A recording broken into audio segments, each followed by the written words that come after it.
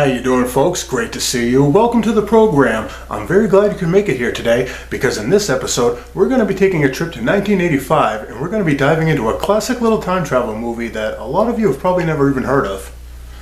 Wait, what's that you said? A time travel picture that came out in 1985? Well, of course I've heard of it. It's one of the greatest movies ever made. Let's see if you bastards can do 90.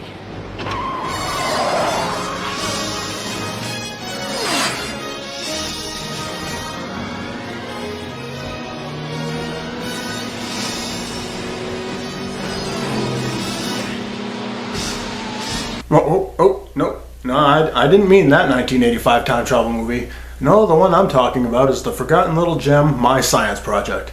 Hey, you punk, move that piece of junk off the side of the road. Sit on this, butt plug. What's that, your IQ, In August of 1985, just 1 month after the release of Back to the Future, Touchstone Pictures released the sci-fi comedy My Science Project, written and directed by Jonathan R. Betuel, whose previous claim to fame was writing the screenplay for the classic sci-fi adventure The Last Starfighter, and featuring a notable cast, including John Stockwell, who some of you may recognize from his work in Top Gun and Stephen King's Christine. Fisher Stevens, who would later go on to win the hearts of moviegoers with his portrayal of Benjamin in the Short Circuit films, with Barry Corbin, Richard Masor's mustache, Raphael Sbarge, who some of you may recognize as Jiminy Cricket from the show Once Upon a Time, or as Michael Jonas from Star Trek Voyager, and last but not least, the late great Deacon himself, Dennis Friggin Hopper. Now right off the bat, this movie did not fare well at all with critics nor the box office, especially when you compare it to other sci-fi comedies released the same year, such as Reel Gemz, Weird Science, and the aforementioned Back to the Future. Now the movie only grossed about $1.5 million in its opening weekend, and about $4 million in total, which in 80s standards is not good. It's bad. It's bad. But to me, however, it was a fun little romp with lots of adventure, action, comedy, and romance. And though it may have fell into the merciless void of obscurity, to me, it will always be a real gem. The movie begins in 1957, where the U.S. Air Force recovers the wreckage of a downed UFO. Obviously, the Air Force scientists want to research the vessel and its rather unique engine, but some old dusty general guy in a stupid hat is like, nah, let's just get rid of it before reporters start snooping around and asking questions. Get rid of it. Right away, sir. I mean, it's not like this discovery would benefit humanity and advanced technology and medicine in any way, so let's just tuck it away like it's the Ark of the friggin' Covenant.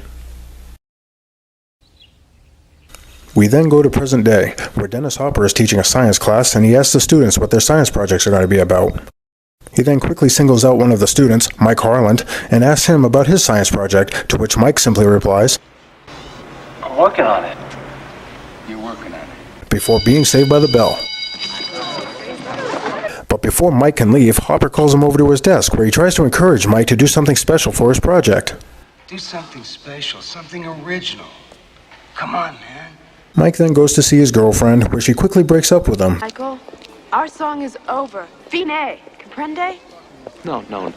Wait a second. Come on, talk English, will you, Crystal? Huh? Michael, you're more interested in your stupid old GTO than you are me anyway. Wait. Oh yeah? Have you seen his GTO? The thing is cherry. Plus it probably has less miles on it than you do, bitch. And so Mike continues on, only to be hassled by two high school nerdlingers who are trying to write an article for the school yearbook like they're Lois Lane and Jimmy Olsen. Pay any attention to her. I know it's a flaw in my character and I'm working on it. Now what's your sign, Harlan? Pontiac. We cut to Mike working on his badass cherry red supercharged 68 Pontiac GTO, where he's greeted by his best friend Vinny. And he is just dripping with Brooklyn Italian stereotype. Yeah, I just swept her off her feet, all right, with the left. Hey, a girl pulls that back in Brooklyn, I swear. Bam-o. Ow. Okay, Vince. So Vinny tries to comfort Mike over his breakup with some words of wisdom. My old man says, treat broads like dirt and they love you. Oh, yeah? What's your old lady say? Come on. Oh, my parents are divorced. Later on, Lois Lane is holding up traffic like an asshole after she sabotages her own car just to sucker Mike into taking her out on a date. Be a Boy Scout and give me a date. At first, Mike was like, nah, I'm good. But then he looks over and sees his ex with her new boyfriend, and then he's like, yeah, fine, why not? I'll pick you up later. Lois Lane was like, yeah, okay, that's cool. Oh, and her name's Ellie, by the way. The name's Ellie. Back at home, Mike is greeted by his dad, played by Barry Corbin, who introduces his new girlfriend, Dolores, a representative for Betty Jo. Betty Jo, cosmetics. Later that night, Mike takes Ellie to the now abandoned Air Force base we saw at the beginning of the movie so he can find something for his science project. Suddenly, Mike falls into an underground room where he sees something glowing from the distance. He then opens a crate to find one of those electric ball things, you know, the ones you find at Spencer's Gifts. He then climbs back up to Ellie, and the two are then forced to flee as they're chased by security.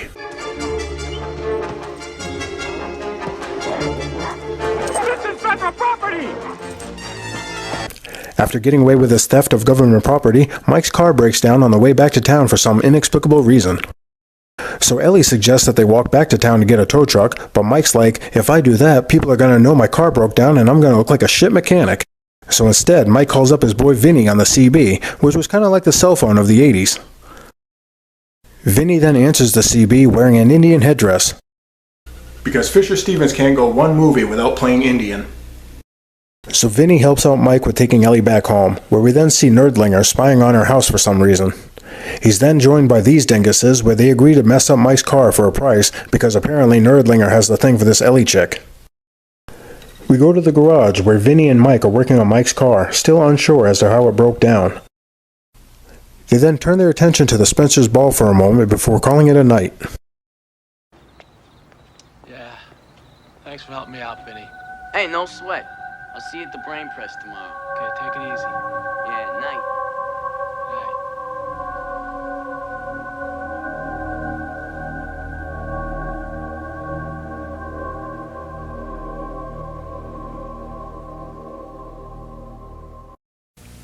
Burger King presents a musical message to Herb. Come on now, Herbert, don't be shy. You're gonna love plain broiling when you give it a try. It ain't number one, it's what's happening. Cause what plain broiling does is lock the flavor in. So wherever you hide, come on, show your face and take a plain brown burger, a plain brown burger. You're gonna love the taste. The next day at school, Mike's cleaning up the Spencer's ball when a part of it opens. Mike then starts fiddling around with all the switches and buttons on the device, which activates the ball. Mike and Vinny continue to examine the device when it suddenly shoots out an electrical charge, which destroys the nearby radio. Holy smoke, my box! Ah. What the hell happened, huh? I don't know. Mike then connects the device to a car battery, and the Spencer's ball starts emitting a blue glowing energy right before an ancient vase appears on the table. We're hallucinating, right? No outer limits I ever seen had this stuff. What do we do? Scared shitless, Mike quickly disconnects the Spencer's ball from the battery. The two then leave the garage and find that the school day is over and that Mike and Vinny had somehow traveled 2 hours into the future. Vince. With a mystery on their hands, Mike and Vinny head to the school library and ask Nerdlinger if he has any books relating to the strange and unexplained phenomenon. The point is when these two guys leave this room, 2 hours into the future. Right, only it felt like it was 10 minutes. To the two guys, you see. Nerdlinger suggests that they're referring to a time-space warp. That sounds like we're dealing with a time-space warp. And proceeds to drop some exposition by explaining to Mike and Vinny the connectivity between time, space, alternate dimensions, and the planes of reality itself. You see, it's kind of like breaking through the barriers between time, space, and all dimensions. Hey, you mean outer space? Yeah, right. Afterwards, Mike and Vinny track down Dennis Hopper and ask him to take a look at Mike's project. I'm off to an anti-war alumni meeting, and I'm late. Can you dig it? Bob, come on. I mean, you're the only one who understands. Hey, don't bet on it, kiddies. It's a break, all right? I'll be here tonight grading papers at 9 o'clock. 9 o'clock? Back at home, Mike is greeted again by his father and Dolores. His overjoyed father then gleefully announces to Mike that he and Dolores had gotten married. You are going to come in and socialize with your new stepmother. Do I make myself clear?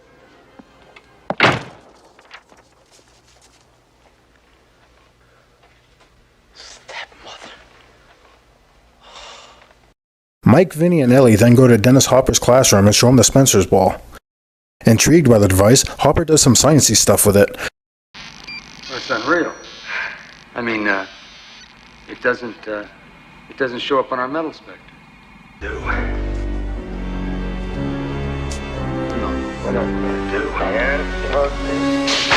And all of a sudden, the Spencer's ball starts going apeshit, and after somehow deducing that the device is capable of opening portals through time and space, Dennis Hopper is quickly sucked into a portal through time and space.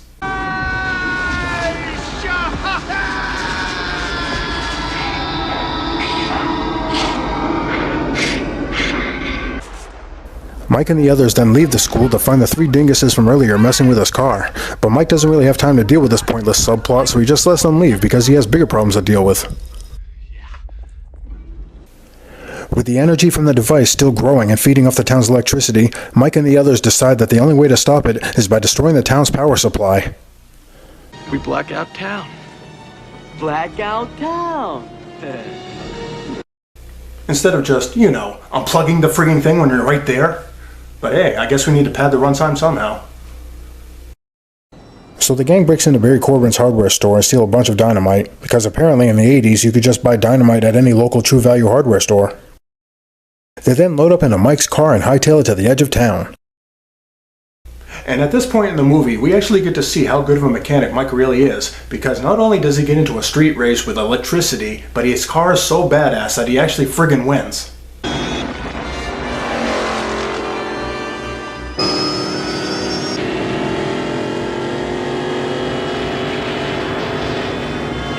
Alright, Mikey, we did it! We did it! Yo, Frank!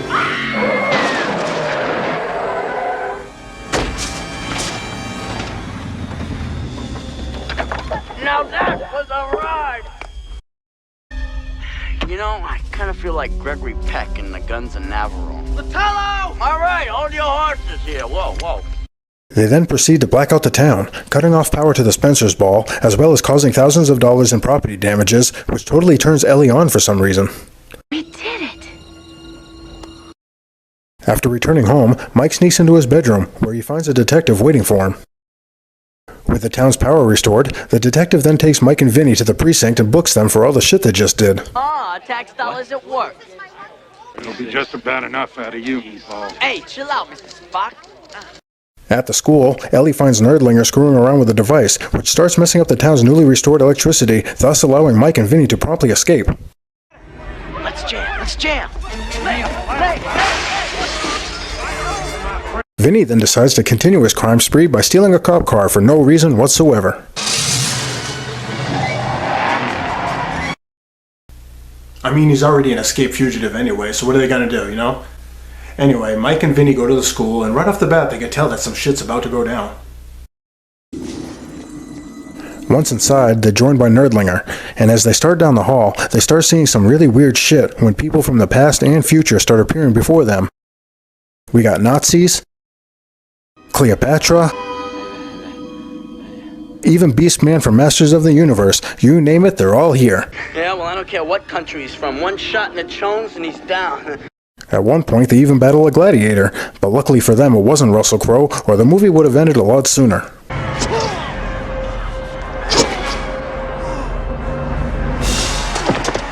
And so after Mike kills that guy, they then manage to take out a group of Viet Cong and rescue several American prisoners before taking out a group of mutants from the future.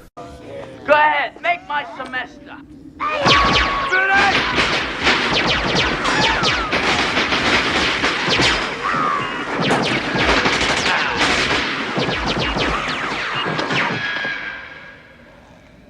Entering the gym, the guys eventually get to bear witness to a T-Rex scene so amazing it actually made Spielberg weep.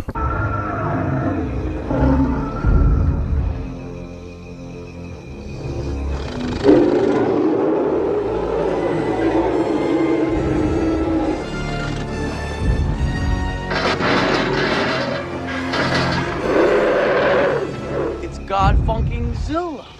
And after a brutal exchange where Vinny almost gets ripped in half, Mike saves the day and kills the T-Rex with a friggin' grenade launcher.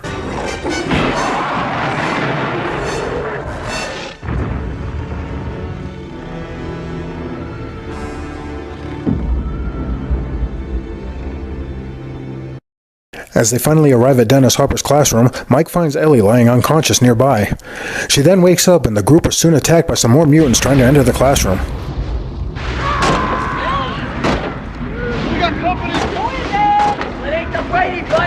So, while the others are trying to keep them at bay, Mike pushes his way through an onslaught of 80s effects and reaches the device where he quickly shuts it off, thus returning everything back to normal.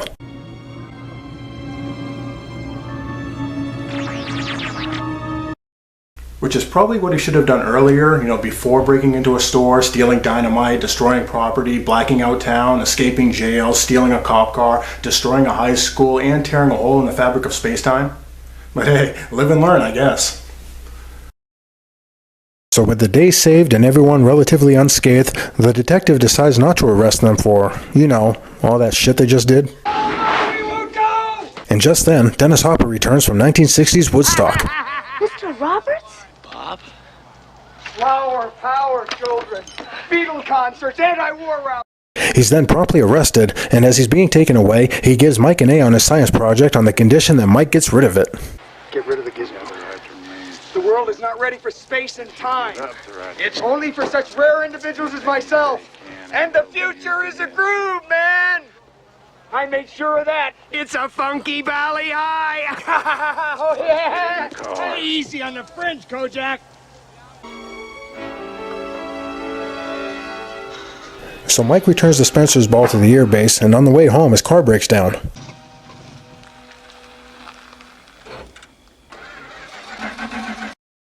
Mike then suggests that they walk to town, and Ellie's like, but if we do, everybody's going to know you're a shit mechanic. And Mike's like, so what? I got a mediocre girlfriend, and my best friend is a walking stereotype. What do I care what people think? And then the two head on down the road back to town.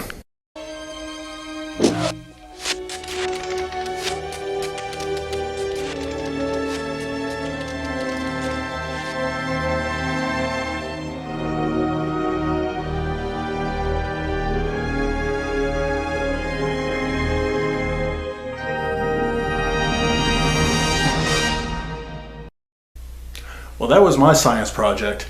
Is it an expertly crafted cinematic masterpiece? Some would say no.